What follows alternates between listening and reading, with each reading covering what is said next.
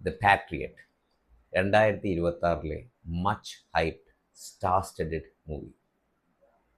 ഇതൊരു fictional story അല്ല, ഇന്ത്യയിൽ തന്നെ നടന്ന ഒരു സംഭവത്തിൽ നിന്നും ഇൻസ്പയർഡായി ഉണ്ടായതാണ് എന്ന് നിങ്ങൾക്കറിയാമോ?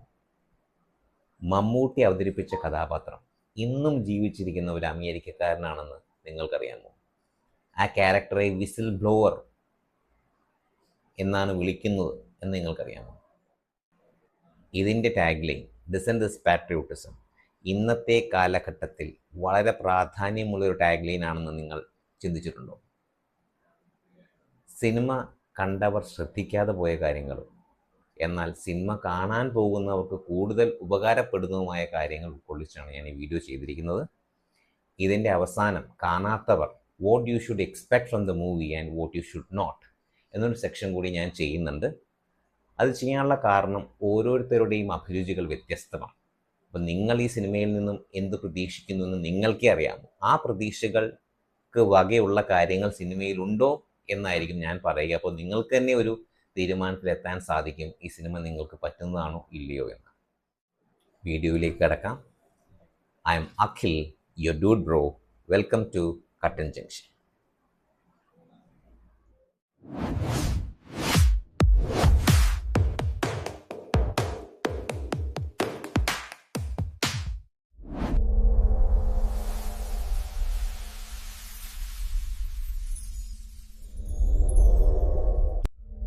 ഈ സിനിമയുടെ കഥ എന്ത് സംഭവത്തെ ഇൻസ്പയർഡ് ആക്കിയാണ് ഉണ്ടാക്കിയെന്ന് നമുക്ക് ആദ്യം നോക്കാം. 2021 ഇന്ത്യയിൽ പെഗാസസ് റോ ഉണ്ടായി. അതായത് പെഗാസസ് എന്ന ഇസ്രയേലി സ്പൈവെയർ ഉപയോഗിച്ച് Indian government opposition leaders and journalist ഇവരുടെ ഫോൺ ടാപ്പ് ചെയ്തു, ഇൻഫർമേഷൻ യൂസ് ചെയ്തു എന്നുള്ളതായിരുന്നു ആരോപണം. 300-ലേറെ നമ്പറുകളിൽ അത് ഇൻസ്റ്റാൾഡ് ആയിരുന്നു എന്നായിരുന്നു ആരോപണം. ഈ കേസ് സുപ്രീം കോർട്ട് വരെ പോയി, അത് ഇപ്പോഴും റണ്ണിങ് ആണ്. പക്ഷെ സുപ്രീം കോർട്ട് നടത്തിയൊരു പരാമർശം ഇങ്ങനെയായിരുന്നു: Indian government has the right to uphold national interest and security but have no right to indulge in people's privacy. അങ്ങനെയായിരുന്നു പരാമർശം. ഞാൻ പറഞ്ഞില്ല, ആ കേസ് ഇപ്പോഴും റണ്ണിങ് ആണ്. ഇതിനെ ആസ്പദമാക്കി ഇതിൽ നിന്ന് ഇൻസ്പയർഡ് ആയിട്ടാണ് മഹേഷ് നാരായൺ ആ ത്രെഡ് അഥവാ ആ സ്ക്രിപ്റ്റ് സ്റ്റാർട്ട് ചെയ്തത്. അതായത് ഒരു സ്പൈവെയർ ഗവൺമെൻറ് റിലീസ് ചെയ്ത് സാധാരണക്കാരനായ മനുഷ്യരെ മോണിറ്റർ ചെയ്യുന്നു. ഇതാണ് അതിൻ്റെ തീം. ഇനി മമ്മൂട്ടി അവതരിപ്പിച്ച കഥാപാത്രം എഡ്വേർഡ് ജോസഫ് സ്നോഡൻ എന്ന് ഇന്നും ജീവിച്ചിരിക്കുന്ന ഒരു അമേരിക്കക്കാരൻ്റെ മലയാളീകരിച്ച വേർഷനാണ് ചെയ്തത്. അദ്ദേഹം അത് സ്ക്രീനിൽ നിറഞ്ഞാടി. ഇനി ആരാണ് എഡ്വേർഡ് ജോസഫ് സ്നോഡൻ? അദ്ദേഹം അമേരിക്കയുടെ സെക്യൂരിറ്റി ഏജൻസി NSAയിൽ കോൺട്രാക്റ്റിൽ വർക്ക് ചെയ്തിരുന്ന ഒരു ഉദ്യോഗസ്ഥനായിരുന്നു. അദ്ദേഹം 2013 USA government is globally monitoring people എന്ന് സാധൂകരിക്കുന്ന ഡോക്യുമെൻറ്റ്സ് പബ്ലിക് ആക്കിയ മനുഷ്യനാണ്, വിത്തൗട്ട് ഇൻഫോമിങ് ദ അതോറിറ്റീസ്. അത് ഞെട്ടിക്കുന്നതായിരുന്നു. അതായത് USA were actually monitoring even European union officials എന്നുള്ളതായിരുന്നു പരമാർത്ഥമായ കാര്യം. ഈവൻ ജർമ്മൻ ചാൻസലറുടെ ഫോൺ വരെ ടാപ്ഡ് ആയിരുന്നു. വെരിസോൺ എന്നുള്ള ടെലികമ്മ്യൂണിക്കേഷൻ പ്രൊവൈഡറുടെ 1,00,000-ലധികം ആൾക്കാരുടെ ഫോൺ ടാപ്ഡ് ആയിരുന്നു. ഈ ഇൻഫർമേഷൻ വലിയൊരു നാഷണൽ റോയാണ് അവിടെ ഉണ്ടാക്കിയത്. അതിൻ്റെ ഭാഗമായി എഡ്വേർഡ് നാടുവിടുകയും റഷ്യയിൽ അഭയം പ്രാപിക്കുകയും ചെയ്തു. ഇന്ന് അദ്ദേഹം മോസ്കോയിലാണ്. സോ അതിൽ നിന്നും ഇൻസ്പയർഡ് ആയ ക്യാരക്ടറാണ് മമ്മൂട്ടിയുടെ. പിന്നെ ഈ വിസിൽ ബ്ലോവർ എന്ന പദം, ഒരു ഗവൺമെൻറ് ഇൻസ്റ്റിറ്റ്യൂഷനിൽ വർക്ക് ചെയ്ത് അവിടുത്തെ അതോറിറ്റിയുടെ ഇൻഫർമേഷനോ അപ്രൂവലോ ഇല്ലാതെ നാഷണൽ സെക്യൂരിറ്റി ഡോക്യുമെൻറ്റ്സ് പോലുള്ള ഡോക്യുമെൻറ്റ്സ് റിലീസ് ചെയ്യുന്ന ആ ഒരു വ്യക്തിയെ ജനറിക്കലി പറയുന്ന പേരാണ് വിസിൽ ബ്ലോവർ ഓർ സ്നിച്ച്. അപ്പം ആ ഒരു പദമാണ് ഈ ക്യാരക്ടറിന് ആപ്റ്റായിട്ടുണ്ടാവുക. ഇനി ഇതിൻ്റെ ടാഗ്ലൈൻ നമുക്കൊന്ന് നോക്കാം. ഡിസെൻഡ് ദിസ് പാട്രിയോട്ടിസം, അതായത് എതിർക്കുന്നതും ദേശസ്നേഹമാണ് എന്ന് സിമ്പിളായി പറയാം. കുറച്ചൊന്ന് വിപുലീകരിച്ച് പറയുകയാണെങ്കിൽ ഗവൺമെൻറ് നയങ്ങൾ അതെന്തുമായിക്കൊള്ളട്ടെ, സാധാരണക്കാരനെ ബുദ്ധിമുട്ടിക്കുന്ന രീതിയിലുള്ള ഒരു സർക്കാർ തീരുമാനം എതിർക്കുന്നതും public interest being upheld is also counted as patriotism.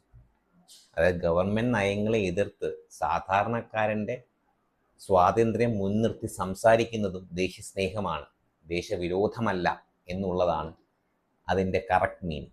ആലോചിച്ച് നോക്കുക, അത് ഈ സിനിമ കണ്ടവർക്ക് മനസ്സിലാവും അത് എത്രമാത്രം ആപ്റ്റാണ് ആ സിനിമയ്ക്ക്. അതുപോലെ തന്നെ നമ്മൾ ഇന്ന് ജീവിക്കുന്ന കാലഘട്ടത്തിൽ പോലും ഏറ്റവും കൂടുതൽ പ്രസക്തമായിട്ടുള്ള ഒരു ടാഗ് ലൈനാണത്. ബ്യൂട്ടിഫുൾ. അതിന് 10 out of 10, no questions asked. ഇനി സിനിമ കാണാത്തവർക്കായി ഈ പെഗാസസ് റോ, അതുപോലെ ജോസഫ് സ്നോഡൻ, ഇവരുടെ കാര്യങ്ങൾ കുഞ്ഞുങ്ങൾക്കും മാതാപിതാക്കൾക്കും ഒന്ന് പറഞ്ഞു കൊടുത്തിട്ട് സിനിമയ്ക്ക് കൊണ്ടുപോയാൽ അവർക്ക് കൂടുതൽ ആസ്വാദ്യകരമായിരിക്കും. ഇതാരെയും പരിഹസിക്കാൻ പറയുന്നതല്ല കേട്ടോ, എൻ്റെ പേഴ്സണൽ എക്സ്പീരിയൻസ് ആണ്. കാരണം എൻ്റെ കുഞ്ഞിനും എൻ്റെ മാതാപിതാക്കൾക്കും ഈ സിനിമയിലെ ഫസ്റ്റ് ഹാഫ് ജയിക്കാൻ കുറച്ച് ബുദ്ധിമുട്ടായിരുന്നു. അതുകൊണ്ട് തന്നെയാണ് ഇങ്ങനൊരു വീഡിയോ ചെയ്യണമെന്ന് ഞാൻ തീരുമാനിച്ചത്. ഇനി what you should expect and what you should not എന്നൊരു കാറ്റഗറിയിലേക്ക് നമുക്ക് പോകാം. ഇതൊരു മൾട്ടി സ്റ്റാർസ്റ്റഡ് മൂവിയാണ്. പക്ഷേ നിങ്ങൾ മനസ്സിലാക്കേണ്ടത് ഈ ഒരു സ്ക്രിപ്റ്റ് സൂപ്പർ സ്റ്റാർ മൂവിക്ക് വേണ്ടി എഴുതിയതല്ല. അതുകൊണ്ട് തന്നെ ഒരു 2020 മൂവി നിങ്ങൾ പ്രതീക്ഷിക്കരുത്. നിങ്ങൾക്കറിയാം 2020 മൂവിയിൽ ഇറ്റ് വാസ് മൾട്ടി സ്റ്റാർസ്റ്റഡ്. പക്ഷേ എല്ലാ കഥാപാത്രങ്ങൾക്കും റിലവൻസ് ഉണ്ടായിരുന്നു, ഓൾമോസ്റ്റ് തുല്യ പ്രാധാന്യമായിരുന്നു. കാരണം അത് സൂപ്പർ സ്റ്റാർസിന് വേണ്ടി എഴുതിയൊരു സ്ക്രിപ്റ്റായിരുന്നു. പക്ഷെ ഇതങ്ങനെയല്ല. It is A beautiful script. ആ സ്ക്രിപ്റ്റിലേക്ക് സൂപ്പർ സ്റ്റാറുകൾ വന്നു ചേരുകയായിരുന്നു. അതുകൊണ്ട് തന്നെ മോഹൻലാലിനും മമ്മൂട്ടിക്കും എല്ലാം തുല്യ പ്രാധാന്യമാണ് എന്ന് ചിന്തിച്ച് നിങ്ങൾ പോകരുത്.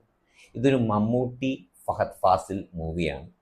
ലാലേട്ടനായാലും കുഞ്ചാക്കോ ബോബനായാലും എല്ലാവർക്കും പ്രാധാന്യമുള്ള കഥാപാത്രം തന്നെയാണ്. പക്ഷേ അവരെല്ലാം സപ്പോർട്ടിങ് റോൾസിലാണ്. ഇതിൽ മോഹൻലാൽ തൻ്റെ റോൾ അതിമനോഹരമായി തന്നെ ചെയ്തിട്ടുണ്ട്. അദ്ദേഹത്തിൻ്റെ ഇൻട്രോ ഒക്കെ സൂപ്പറാണ്.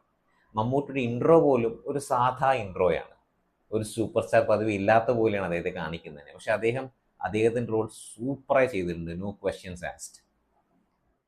ഇതിൻ്റെ star cast, like female star കാസ്റ്റിലേക്ക് പോവുകയാണെങ്കിൽ നയൻതാര, ഗ്രേസ് ആൻ്റണി, രേവതി മാം, ഇവരെല്ലാം സത്യം പറഞ്ഞു കഴിഞ്ഞാൽ ഒരു മൾട്ടി സ്റ്റാർസ്റ്റഡ് ആക്കാൻ വേണ്ടി മാത്രം വന്നവരാണ്. ഇവർക്കൊന്നും ഭയങ്കര പ്രാധാന്യമുള്ളൊരു കഥാപാത്രമായി നമുക്ക് തോന്നില്ല. അതുപോലെ തന്നെ അത് ആർക്കും ചെയ്യാൻ പറ്റുന്ന ഒരു ക്യാരക്ടർ ആയിരുന്നു. മൾട്ടി സ്റ്റാർസ്റ്റഡ് ആക്കാൻ വേണ്ടി മാത്രം കൊണ്ടുവന്ന പോലെയാണ് നമുക്ക് ഫീൽ ചെയ്യുക. ഇനി what can be assured in this movie എന്ന് ചോദിച്ചു കഴിഞ്ഞാൽ the direction, screen play, everything is brilliant.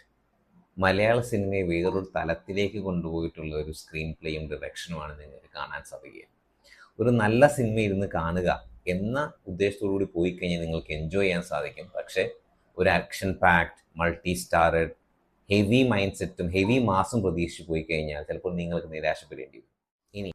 ഇനി ഇതിലെ ഓരോ സ്റ്റാർ റേറ്റിങ്ങും, ഓരോ വ്യക്തിയുടെ സ്റ്റാർ റേറ്റിങ്ങും, അവയുടെ മൊത്തം മൂവി റേറ്റിങ്ങും ഞാൻ താഴെ കൊടുക്കുന്നുണ്ട്. It is my verdict. നിങ്ങളുടെ അഭിരുചിയോട് ചേർന്ന് പോകുമെന്ന് ഒരിക്കലും ഞാനത് പറയുന്നില്ല, വാദിക്കുന്നുമില്ല. ഇനി നിങ്ങൾക്കിപ്പോൾ തന്നെ സത്യം പറഞ്ഞാൽ നിങ്ങൾക്ക് തീരുമാനിക്കാൻ സാധിക്കും ഈ സിനിമ നിങ്ങൾക്ക് പറ്റിയതാണോ ഇല്ലയോ എന്നുള്ളത്. കാരണം what you should expect and what you should not എന്ന് ഞാൻ പറഞ്ഞു കഴിഞ്ഞു. എന്താണ് നിങ്ങളുടെ അഭിരുചി എന്ന് നിങ്ങൾക്ക് അറിയുകയും ചെയ്യാം. So you can decide on that. എൻ്റെ വേർഡിക്റ്റ് ഇതാണ്. ഇനി മൂവി റിവ്യൂവേഴ്സിനോടൊരു അഭ്യർത്ഥനയാണ്. നിങ്ങൾ മൂവി റിവ്യൂ ചെയ്യുന്ന സമയത്ത് ഇന്ന കാരണങ്ങൾ കൊണ്ട് ആ സിനിമ ഇഷ്ടപ്പെട്ടില്ല, ഇഷ്ടപ്പെട്ടു എന്ന് പറയുന്നുണ്ട്, ഒരു തെറ്റുമില്ല. പക്ഷേ ആ സിനിമ ഉണ്ടാക്കിയവരെ അപഹസിക്കുന്ന രീതിയിൽ പരാമർശിക്കാതിരുന്നാൽ വളരെ നന്നായിരുന്നു. ലൈക്ക് പെട്ടിയോട്ടോ എന്ന് വിളിക്കുക, കൊണ്ട് കൊന്നു എന്ന് പറയുക, ഇത്യാദി കമൻറ്റുകൾ ഒഴിവാക്കിയാൽ വളരെ നന്നായിരുന്നു. കാരണം ഒരു സിനിമ എന്ന് പറയുന്നത് ഒരുപാട് പേരുടെ എഫേർട്ടാണ്. ഒരുപാട് വർഷത്തെ എഫേർട്ടിൻ്റെ സ്വപ്ന സാക്ഷാത്കാരമാണ്. ആ എഫേർട്സ് നമ്മൾ മാനിക്കണം. അതുകൊണ്ട് തന്നെ ഇഷ്ടപ്പെട്ടില്ല എന്ന് പറയുന്നതിലും ഇഷ്ടപ്പെട്ടു എന്ന് പറയുന്നതിലും തെറ്റില്ല. കാരണം നമ്മൾ പൈസ മുടക്കി കണ്ടൊരു സാധനം ഇഷ്ടപ്പെട്ടു എന്നും ഇഷ്ടപ്പെട്ടില്ല എന്ന് പറയുന്നതിൽ തെറ്റില്ല. പക്ഷേ അത് അടിച്ചേൽപ്പിക്കാതിരിക്കാൻ ശ്രമിക്കുക. നമ്മളൊരു സിനിമ അല്ലെങ്കിൽ ഫിലിം മേക്കിങ്ങിനെ പറ്റി കുറ്റം പറയുമ്പോഴോ ഒരു തിരക്കഥയെ മോശമെന്ന് പറയുമ്പോഴോ അതിനേക്കാൾ നല്ലതൊരെണ്ണം നമുക്ക് ചെയ്യാൻ പറ്റുമോ എന്ന് ചിന്തിക്കുന്നത് വളരെ നല്ലതാണ്.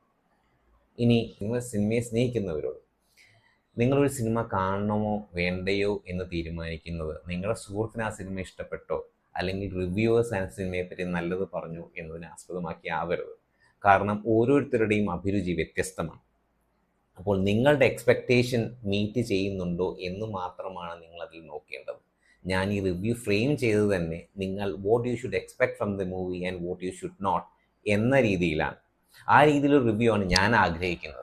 കാരണം അങ്ങനെ ഒരു ഇൻഫർമേഷൻ എനിക്ക് കിട്ടിക്കഴിഞ്ഞു കഴിഞ്ഞാൽ I can decide whether that meet my expectations. ഞാൻ ആ സിനിമ കാണണോ വേണ്ടയോ എന്ന് പോലും എനിക്ക് തീരുമാനിക്കാൻ സാധിക്കും. ഈ രീതിയിലുള്ളൊരു റിവ്യൂ ആണോ നിങ്ങൾ ആഗ്രഹിക്കുന്നത്? അതോ സിനിമയെ കീറി മുറിച്ച് അതിനെ മേക്കേഴ്സിനെ കുറ്റം വിളിച്ചുകൊണ്ട് അല്ലെങ്കിൽ തെറി വിളിച്ചുകൊണ്ട് പറയുന്ന ഒരു റിവ്യൂ ആണോ നിങ്ങൾ ആഗ്രഹിക്കുന്നത്? എങ്ങനെയുള്ളതാണെന്ന് നിങ്ങളൊന്ന് കമൻറ്റ് ബോക്സിൽ കമൻറ്റ് ചെയ്യൂ. ദയവേത് സബ്സ്ക്രൈബ് ചെയ്യാത്തവർ സബ്സ്ക്രൈബ് ചെയ്യുക, ഷെയർ ചെയ്യാനുള്ളവർ ഷെയർ ചെയ്യുക. And until we meet again, signing off.